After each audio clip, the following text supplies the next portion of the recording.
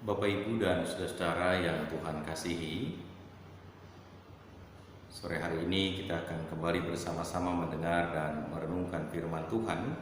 Dan pada kesempatan sore hari ini, Bapak, saudara-saudara yang Tuhan kasihi, kita akan mendasari perenungan firman Tuhan dalam tengah pekan kita, sebagaimana yang disampaikan dalam panduan oleh Majelis Sinode GKP.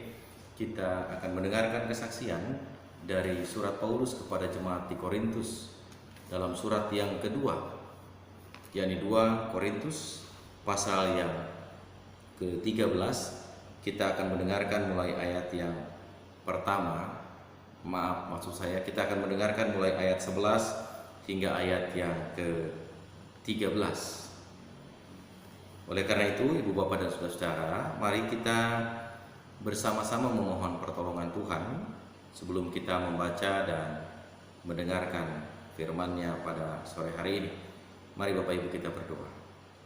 Bapa di dalam sorga, syukur kami naikkan kepadamu, sebab di petang hari ini kami dapat kembali mempersiapkan diri untuk mendengar dan merenungkan firman Tuhan. Setengah pekan kami telah lalui dan jalani kehidupan kami, dan kami percaya bahwa di setengah pekan yang kami lalui dan jalani itu, kasih serta pimpinan Tuhan menjadi bagian yang terus menyertai dan terus menuntun kami. Kini saatnya, sebelum kami melanjutkan setengah pekan berikutnya, kami akan juga memohon tuntunan Tuhan supaya tengah pekan yang tersisa untuk kami jalani di hari-hari berikutnya dapat kami hayati dengan tuntunan firman-Mu. Dalam nama Tuhan Yesus Kristus, firman yang hidup, kami berdoa dan memohon. Amin. 2 Korintus pasal 13 ayat yang ke-11 hingga ayat yang ke-13 saya akan membacakan untuk Bapak, Ibu, dan saudara-saudara sekalian. Lembaga Alkitab Indonesia memberikan judul untuk perikop ini dengan judul Salam. Akhirnya saudara-saudaraku, bersukacitalah, usahakanlah dirimu supaya sempurna. Terimalah segala nasihatku. Sehati sepikirlah kamu dan hiduplah dalam damai sejahtera. Maka Allah sumber kasih dan damai sejahtera akan menyertai kamu. Berilah salam seorang kepada yang lain dengan cium yang kudus. Salam dari semua orang kudus kepada kamu. Kasih karunia Tuhan Yesus Kristus dan kasih Allah dan persekutuan Roh Kudus menyertai kamu sekalian. Demikian, Ibu, Bapak, saudara-saudara yang Tuhan kasih, firman Tuhan yang kita dengar bersama pada kesempatan sore hari ini. Maka yang berbahagia adalah kita yang mendengarnya, memelihara dan juga melakukannya dalam hidup kita dari hari ke hari. Terpujilah nama Tuhan. Ibu, Bapak, dan saudara-saudara yang Tuhan kasihi, seringkali kita mendengar dalam kehidupan kita, khususnya di tengah-tengah persekutuan, bahkan bukan hanya di tengah-tengah persekutuan, tapi juga di berbagai ruang dan kesempatan, kita seringkali mendengar ungkapan-ungkapan yang apakah itu nadanya mengkritik, memberikan masukan, atau juga mencoba mencari bentuk yang ideal. Bapak, Ibu pasti pernah mendengar kata-kata atau kalimat begini: gereja itu seharusnya begini, gereja itu seharusnya begini, gereja itu harusnya begitu, gereja itu harusnya begini atau begitu. Setiap orang pasti, Bapak, Ibu, saudara-saudara, memiliki gambaran yang ideal untuk gerejanya. Setiap orang pasti, Bapak, Ibu, dan saudara-saudara, memiliki gambaran yang sangat ideal tentang persekutuan yang diikutinya. Namun sayang, Bapak, Ibu, dan saudara-saudara, gambaran ideal yang dimiliki oleh seseorang tentang gerejanya itu kadang-kadang, Bapak, Ibu, dan saudara-saudara, itu hanya tertuang di pikiran. Kadang-kadang itu hanya tertuang di angan-angan saja. Padahal realitasnya, Bapak, Ibu, dan saudara-saudara, tidak semua orang tidak semua warga gereja, tidak semua anggota jemaat, Bapak Ibu dan Saudara, itu punya pikiran yang sama. Bahkan tidak semua warga gereja punya pandangan yang ideal serupa tentang kehidupan gereja itu sendiri. Sehingga jika seorang anggota gereja yang satu berkata, gereja itu harusnya begini, gereja itu mesti berbuat begini, mesti berlaku begitu, yang lain belum tentu akan seperti itu. Yang lain belum tentu pendapatnya akan senada demikian. Bisa jadi yang lain, Ibu Bapak, saudara-saudara yang Tuhan kasihi, punya sisi lain dalam upaya memahami gereja itu sendiri. Namun, sekalipun demikian, Ibu Bapak dan saudara-saudara, saya mencoba ingin mengajak kita untuk berpikir secara positif dan strategis. Di balik pikiran seseorang yang begitu ideal tentang gereja harus begini, gereja harus begitu, sementara yang lain itu gereja harus berbuat ini, berbuat itu, berlaku ini, berlaku itu. Saya tetap ingin menggarisbawahi bahwa sesungguhnya ada pembelajaran berharga yang dapat kita jumpai, yang dapat kita petik dari pandangan-pandangan itu. Dan saya ingin garis bawahi apa yang mau disampaikan oleh Rasul Paulus dalam surat penutupnya kepada jemaat di Korintus. Ada syarat pembelajaran dari beberapa ayat singkat yang dituliskan sebagai penutup yang diberi judul salam oleh Rasul Paulus dalam surat keduanya kepada jemaat di Korintus. Pertama, Bapak Ibu dan Saudara, saya memulai dengan sebuah pertanyaan reflektif. Menurut Bapak Ibu dan Saudara, apakah manusia itu memiliki kesempurnaan? Lalu, mengapa Rasul Paulus juga meminta agar orang-orang di Korintus itu menjadi sempurna? Dalam arti bagaimanakah Bapak Ibu dan Saudara kesempurnaan itu diharapkan? Bapak Ibu dan Saudaraku yang Tuhan kasihi, saya mengajak kepada kita untuk melihat, mencermati segala hal yang terjadi di tengah-tengah kehidupan kita. Bahkan surat Paulus yang dituliskan kepada jemaat di Korintus itu, dalam mengakhiri suratnya, Rasul Paulus mendorong jemaat Korintus untuk usahakanlah dirimu supaya sempurna. Persis dengan pertanyaan tadi, menurut saudara, apakah manusia bisa memiliki kesempurnaan? Kata sempurna, Bapak Ibu dan Saudara, dapat diartikan sebagai dipulihkan.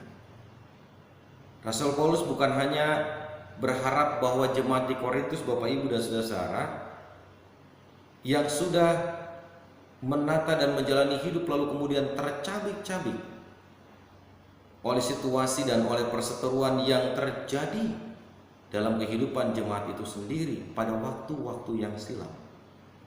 Tentu saja salam yang disampaikan sebagai bagian penutup oleh Rasul Paulus ini, usahakanlah dirimu supaya sempurna. Maka Paulus ingin mengajak Bapak Ibu dan Saudara, pengalaman hidup masa lalu mereka yang membuat persekutuan itu tercabik-cabik oleh karena perseteruan, oleh karena perselisihan, oleh karena perbedaan pandangan dan pendapat, bahkan oleh karena upaya membangun tokoisme yang pada akhirnya itu berujung pada perpecahan. Maka melalui salam penutup ini, Paulus mengingatkan supaya pengalaman-pengalaman yang telah saling melukai itu dapat dipulihkan. Artinya, upaya pemulihan itu diajak oleh Rasul Paulus untuk membangun sebuah pandangan yang sama. Paulus mau mengajak jemaat di Korintus untuk punya pikiran yang sama. Yang pikiran yang dibangun bukan lagi pikiran untuk kepentingan diri mereka sendiri, Pandangan yang dibangun bukan lagi pandangan ideal menurut mereka sendiri, secara pribadi atau secara kelompok. Tapi mereka diajak oleh Rasul Paulus untuk mengusahakan segala sesuatu itu dalam kerangka menghadirkan kehendak Allah itu sendiri. Itulah sebabnya Paulus menasihati dan menasehatkan jemaat di Korintus untuk mengusahakan diri mereka sempurna. Sempurna bukan sebagai seorang pribadi, tapi sempurna dalam arah dan tujuan dari karya pelayanan yang dilakukan oleh jemaat Korintus itu sendiri. Sempurna bukan dalam rangka mengupayakan pemenuhan kepentingan sendiri atau kepentingan kelompok, tapi sempurna dalam rangka mewujudkan kehidupan persekutuan yang penuh dengan keharmonisan dan keutuhan. Itulah sebabnya Bapak Ibu, saudara-saudaraku yang Tuhan kasihi, dengan mengupayakan hidup persekutuan yang utuh, persekutuan hidup yang terbangun dalam kesehatian, kesepikiran dan keselarasan, maka itulah yang akan pada akhirnya melahirkan damai sejahtera. Artinya, damai sejahtera itu bukan barang yang tiba-tiba hadir. Damai sejahtera itu, diingatkan Paulus, bukan sesuatu yang tiba-tiba datang tanpa upaya dan usaha. Tapi damai sejahtera itu harus dimulai dengan kesehatian. Damai sejahtera itu harus dimulai dengan kesepikiran. Damai sejahtera itu harus dimulai dan diawali dengan kesediaan dan kemauan untuk membangun gerak bersama yang seirama. Tidak ada lagi pengkotak-kotakan, tidak ada lagi pementingan diri sendiri, tidak ada lagi pikiran ideal menurut seorang pribadi atau dua orang pribadi. Tapi pikiran ideal itu harus senada dalam sebuah konteks komunal, komunitas yang utuh. Itulah sebabnya Bapak Ibu dan saudara-saudaraku yang Tuhan kasihi, Paulus mengajak jemaat di Korintus untuk memulai menghadirkan damai sejahtera itu dengan mengusahakan hidup yang saling mengutuhkan dan saling melengkapi satu sama lain. Ketika kita dipanggil untuk mengutuhkan itu Bapak Ibu saudara-saudara, maka berarti kita dipanggil untuk bisa menerima orang lain dengan segala kekurangannya, dengan segala keterbatasannya. Hanya dengan kita mengutuhkan dengan cara itulah, yang saling menerima kekurangan, kelebihan orang lain, kita akan menjadi sebuah persekutuan yang terbangun dalam kesempurnaan. Akan menjadi persekutuan yang terbangun dalam sebuah harmoni yang indah. Dan pasti ketika persekutuan itu dibangun dalam sebuah harmoni yang indah, di situ akan lahir suasana damai sejahtera. Damai sejahtera itu secara sederhana Bapak Ibu dan saudara, bukan dimulai oleh orang lain. Tapi damai sejahtera itu harus dimulai dengan diri kita yang bersedia menerima orang lain dalam seluruh keberadaannya, lalu kemudian memperlengkapi mereka satu dengan yang lain, menerima mereka dalam segala kekurangan dan kelebihannya, lalu kemudian bergerak bersama-sama mewujudkan pelayanan yang searah, yang seirama, yang setujuan, yakni memuliakan nama Kristus di dalamnya. Oleh karena itu saudara-saudaraku yang Tuhan kasihi, hal ini menjadi pembelajaran penting juga bagi kita sebagai warga gereja, khususnya warga gereja Kristen Pasundan yang ada di Jemaat Sadang sendiri. Betapa kita diingatkan, setiap orang boleh punya pikiran yang ideal. Setiap orang tidak dilarang untuk membangun konsep pikiran yang ideal menurut dirinya. Tapi dalam sebuah konteks komunal, dalam sebuah konteks komunitas, maka pikiran yang ideal satu orang itu tidak harus kemudian menjadi pikiran yang juga membebani kehidupan pelayanan itu sendiri. Tapi bagaimana kemudian pikiran yang ideal itu dielaborasi bersama-sama, dipadukan bersama-sama menjadi sebuah perpaduan yang seirama dalam membangun persekutuan itu sendiri. bukan memenuhi tuntutan dan keinginan satu orang, bukan memenuhi tuntutan dan keinginan dua orang, atau satu kelompok atau dua kelompok, tapi bagaimana kemudian menyelaraskan irama di tengah-tengah persekutuan itu untuk diusahakan menjadi satu nada yang sama. Kehidupan jemaati Sadang pun demikian. Kita bertumbuh, kita berada, dan lahir dari sebuah latar belakang yang berbeda. Tapi bukan berarti karena kita bertumbuh dari latar belakang yang berbeda, latar belakang kelompok tertentu harus menjadi bagian yang menonjol begitu rupa, dan yang lain harus ditenggelamkan juga begitu rupa. Justru ketika lahir, dibentuk dari latar belakang yang beragam dan berbeda itu, bagaimana kemudian ini diselaraskan menjadi satu nada yang indah dalam sebuah persekutuan. Jika satu kelompok atau satu orang punya biaya, punya dana, bagaimana dana itu kemudian dielaborasi dengan mereka yang punya kompetensi dan keahlian, dengan mereka yang punya kecakapan tertentu untuk kemudian itu dipadukan menjadi sebuah bangunan yang utuh. Bukan hanya karena kita punya dana, punya materi, lalu menuntut orang harus ngikutin maunya kita. Saya kira bukan itu. Bukan kita ngikutin orang lain yang punya dana dan punya kemauan, tapi bagaimana kemudian dana dan kemauan itu disatu padukan menjadi gerak yang seirama untuk sebuah pembangunan tubuh Kristus itu sendiri. Kita diingatkan kembali, tubuh Kristus itu terdiri dari banyak bagian. Tubuh kita pun juga terdiri dari banyak bagian. Ada bagian yang sangat kecil yang membutuhkan perhatian khusus, tapi ada bagian yang sangat besar yang mungkin perhatiannya tidak terlalu detail. Tapi semua bagian itu diperlukan. Ketika itu kemudian menjadi satu bagian yang utuh satu sama lain, maka mau bagian itu besar atau kecil, tetap diperlukan.